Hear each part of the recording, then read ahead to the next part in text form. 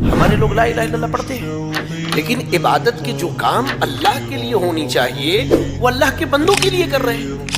नमाज में इकरार करते हैं इय्याका नअबुदु व इय्याका नस्तईन, अल्लाह हम तेरी ही इबादत करते हैं, तुझ ही से मदद मांगते हैं। मस्जिद से बाहर निकलने के बाद कब्रों को सजदे हो रहे हैं, दरख्तों के आगे झुक रहे हैं, वलियों को बुजुर्गों को सजदे हो रहे हैं, दुआएं जिंदा जावेद रब को छोड़ के अल्लाह के मरे हुए बंदों से दुआएं की जा रही है। ला इलाहा इल्लल्लाह अबू जहल हमारे लोगों से ज्यादा समझता था। क्या कहता था?